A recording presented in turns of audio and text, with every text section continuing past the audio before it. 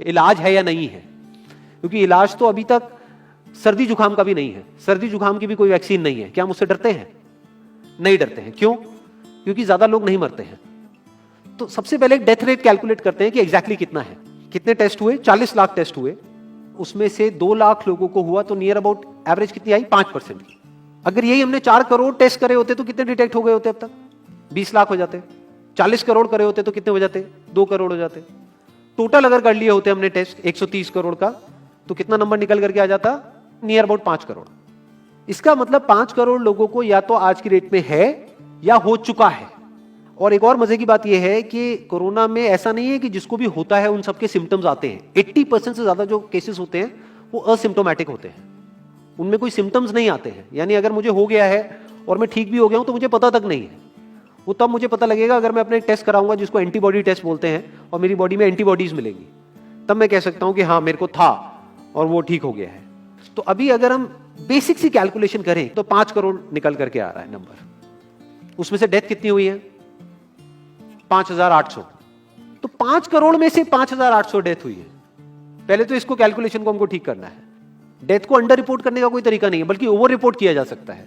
Over report कैसे? For example आपकी body में टेस्ट हुआ, आपकी बॉडी में मिला कोरोना वायरस, लेकिन आपके अंदर पहले ही बहुत सारी प्रॉब्लम्स चली रही थी, तब भी आपकी किसी ना किसी वजह से डेथ होने ही वाली थी, बट क्योंकि ये कोरोना आया आपकी बॉडी में, इस वजह से आपकी डेथ हो गई, तो ये ट्रिगर कर गया।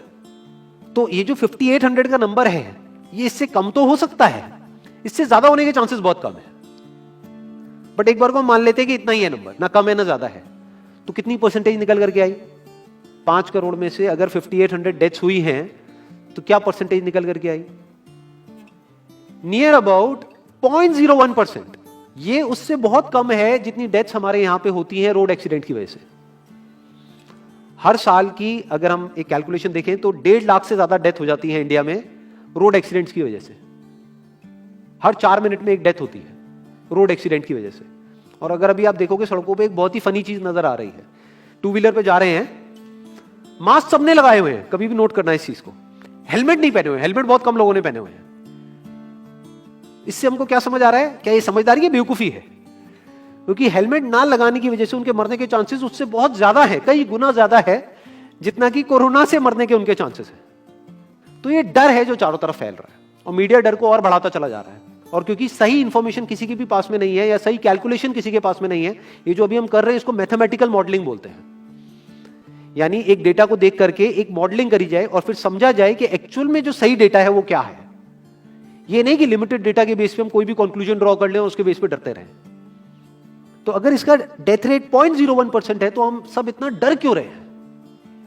क्या कुछ और है जिससे हमको डरना चाहिए, जिससे हम नहीं डर रहे हैं, जिसके बारे में कोई बात नहीं कर रहा है, जो इससे लाख गुना ज्यादा भयानक है? मतलब कोरोना से लाख गुना ज्यादा खतरनाक कुछ है जिससे हम नहीं डर रहे हैं और इससे हम डर रहे हैं। वो क्या है जिससे हमको डरना चाहिए?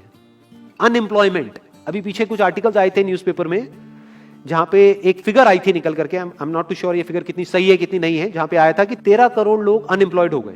इस फिगर से हमको डरना चाहिए।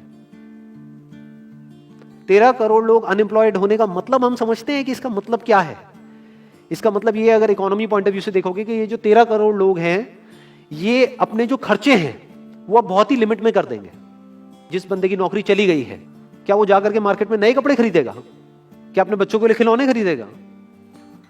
ट्रैवल एंड टूरिज्म तो भूल ही जाओ। ऐसी और हजारों इंडस्ट्रीज हैं जिनकी धज्जियां उड़ जाएंगी क्योंकि डिमांड कम हो जाएगी ओवरऑल इकोनॉमी के लेवल पे। जब डिमांड कम होगी तो क्या करना पड़ेगा इन ब्रांड्स को, इन कंपनीज को क्या करना पड़ेगा, इन मैन्युफैक्चरर्स को क्या करना पड़ेगा? अपनी सप्लाई को कम करना पड़ेगा। जितनी उन्होंने सप्लाई कम करी, अनएम्प्लॉयमेंट और बढ़ गया कि आज जो नंबर 13 करोड़ है वो बढ़ करके कितना हो गया? 20 करोड़। यानी पूरा का पूरा लूप बन जाएगा। इस लूप को बोलते हैं रिसेशन, जो ग्लोबली ऑलरेडी रिसेशन आ चुका है। और अगर यही रिसेशन और डीप होता चला जाए तो उसको बोलते हैं डिप्रेशन, जहां से एक इकोनॉमी को बाहर आने में 5 से 10 साल लगते हैं। तो इकोनॉमी का पहले ही बुरा हाल था, प्लस इस कोरोना की वजह से और बुरा हाल हो गया है, प्लस जो रहा सहा हमारा जो अपना डर है वो सिचुएशन को और खराब करता चला जा रहा है। और इस डर को हर कोई बढ़ा रहा है, कोई भी कम करने का काम नहीं कर रहा है। एक्चुअल में अगर आप मेरे स्टैंड पॉइंट से देखोगे तो डरने की कोई जरूरत ही नहीं है, क्योंकि जो डेथ रेट है वो बहुत ही कम है। तो हम डर क्यों रहे हैं?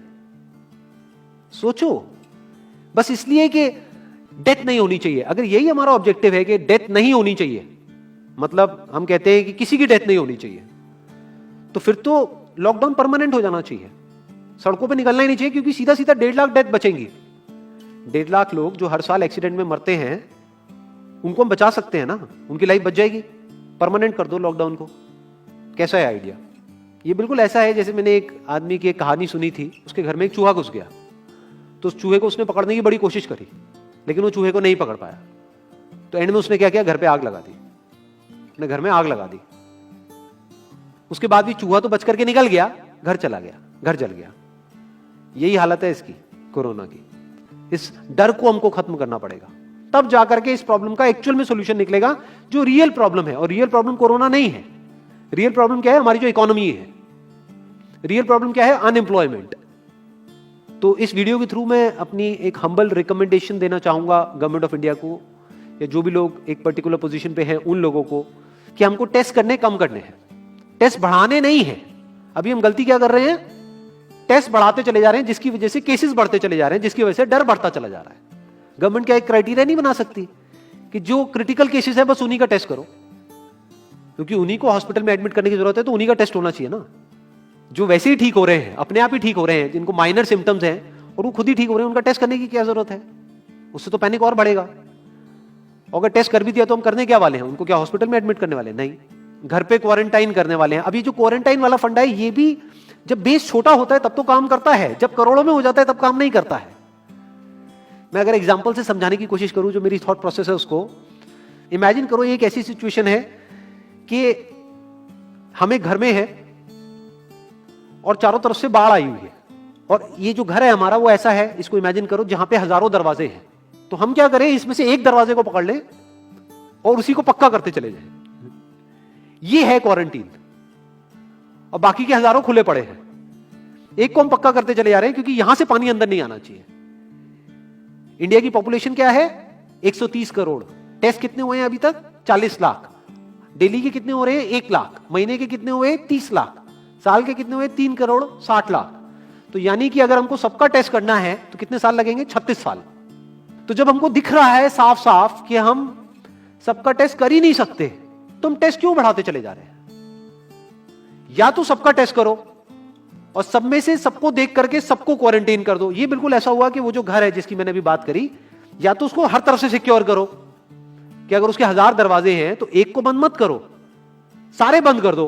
तब आप कह सकते हो कि यहां पानी अंदर नहीं आएगा, कि हमने 130 करोड़ लोगों का टेस्ट कर लिया है, उसमें से केसेस निकल गए हैं 6 करोड़, और 6 करोड़ को हमने क्वारंटीन कर दिया है। अब ये आगे नहीं फैलेगा, अब 6 करोड़ से 10 करोड़ पे नहीं जाएगा। बट हमने टेस्ट ही करे 40 लाख, जिसमें से केसेस आए 2 लाख। अगर इन 2 लाख को हमने क्वारंटीन कर भी दिया तो बाकी करोड़ों लोग तो बाहर घूम रहे हैं ना, तो उससे होगा क्या? तो अब हमको समझ जाना चाहिए कि इसको रोकने का कोई तरीका नहीं है। तो अब इसका प्रैक्टिकल सॉल्यूशन क्या है? गवर्नमेंट की तरफ से हमको सिर्फ ये इंफॉर्मेशन चाहिए कि भैया अभी कितने बेड्स ऑक्यूपाइड हैं आपके स्टेट में, और अभी कितने और आपने अरेंजमेंट कर रखा है, और कितने और कर सकते हो। अब वो बेड चाहे किसी हॉस्पिटल में हो चाहे किसी होटल में हो। और प्लस ये इंफॉर्मेशन क्यों नहीं जा रही लोगों के पास में कि इतना डरने की जरूरत नहीं है जितना आप डर रहे हो। हाँ ठीक है, प्रिकॉशंस लो, सेफ्टी मेजर्स लो, सोशल डिस्टेंसिंग को मेंटेन करो, लेकिन इतना डरने की जरूरत नहीं है जितना आप लोग डर गए हो, क्योंकि डेथ रेट कम है। ये इंफॉर्मेशन जानी चाहिए अब लोगों के पास में, वक्त आ चुका है। अगर ये नहीं गई तो प्रॉब्लम सॉल्व नहीं होने वाली इकोनॉमी के लेवल पे। कॉन्फिडेंस खत्म हो चुका है, रियलिटी को हमको पहले समझना होगा। अभी प्रॉब्लम क्या हो रही है? हम कह रहे हैं कि हाँ कंस्ट्रक्शन एक्टिविटीज अलाउड है। गवर्नमेंट को क्या लग रहा है अलाउड बोल करके सारी प्रॉब्लम सॉल्व हो जाएगी। अलाउड तो हो गई, बट मेरे जो फ्रेंड्स हैं जो कंस्ट्रक्शन इंडस्ट्री में हैं, वो बता रहे हैं कि लेबर ही नहीं है, लेबर सारी अपने गांव चली गई है। तो अब कौन कंस्ट्रक्शन करेगा वहां पे? अब ये लेबर चली तो गई है, इसको वापस कैसे बुलाओगे? मीडिया में अगर रोज ये दिखेगा कि केसेस बढ़ रहे हैं, केसेस बढ़ रहे हैं, केसेस बढ़ रहे हैं, वापस आएंगे वो लोग? 1 से लाख नहीं आएंगे। तो उनको मीडिया में क्या दिखना चाहिए, न्यूज में क्या दिखना चाहिए कि अब ये प्रॉब्लम सॉल्व हो रही है। तो लोगों के अंदर का डर निकलना चाहिए। यानी जो भी मैंने अभी तक कहा, अगर मैं उसको सम अप करूं तो वो क्या है प्रैक्टिकली, अगर पॉइंटर्स में सॉल्यूशन देखा जाए। नंबर 1 मोस्ट इंपॉर्टेंट, टेस्ट धीरे धीरे हमको कम करने हैं, बढ़ाने नहीं है। दिन के 1 लाख टेस्ट हो रहे हैं, मैं ये नहीं कह रहा कि एकदम से 10,000 कर दो, 1 लाख के 90,000 कर दो, एटलीस्ट बढ़ाओ मत। समझ गए? 1 लाख के 1.5 लाख टेस्ट मत करो दिन के, 2 लाख मत करो, क्योंकि तब भी 36 साल लगेंगे पूरा करने में। अगर आपने स्पीड डबल भी कर दी तब भी 18 साल लगेंगे। 18 साल तक तो पता नहीं ये बीमारी कहां होगी, किसी को याद तक नहीं होगा। तो करना क्या है गवर्नमेंट को, अगर थोड़ा सा सेंसिबली चले कि टेस्ट को धीरे धीरे कम करते चले जाओ, यानी 1 लाख से 90,000 कर दो, फिर कुछ दिन बाद 80,000 कर दो, फिर 70,000 कर दो। इसकी वजह से क्या होगा, मीडिया में केसेस कम होते हुए दिखेंगे, अखबारों में केसेस कम होते हुए दिखेंगे, हर जगह पे जहां पे अभी आ रहा है कि अभी तक की सबसे बड़ी फिगर, आज तक के सबसे ज्यादा केसेस, वो सब धीरे धीरे कम हो जाएंगे। कम मीडिया में पैनिक फैलेगा, कम पैनिक फैलेगा लोगों में, धीरे धीरे लोग बाहर निकलना शुरू होंगे, जो अभी नीड ऑफ द आवर है। धीरे धीरे लोग बाहर निकलेंगे, धीरे धीरे डिमांड बढ़ेगी, धीरे धीरे लोगों में कॉन्फिडेंस आएगा, धीरे धीरे लोग जो गांव चले गए हैं वो वापस आएंगे, एक्चुअल में काम शुरू होगा। ऑन पेपर नहीं कि काम शुरू हो गया है, एक्चुअल में लोगों का काम शुरू होगा, लोगों का काम शुरू होगा, इकोनॉमी शुरू होगी। बिल्कुल ऐसा है जैसे 2 महीने के लिए आप किसी गाड़ी को बंद करके कहीं पे रख दो गैराज में, तो क्या होगा, बैटरी डाउन हो जाएगी, उस वक्त क्या करना पड़ेगा, उसको धक्का मारना पड़ेगा। तो अभी उस धक्के की जरूरत है, जंप स्टार्ट की जरूरत है। अब जो टाइम है वो डरने का नहीं है, इस डर को खत्म करने का है, क्योंकि कोरोना ने जितने लोगों को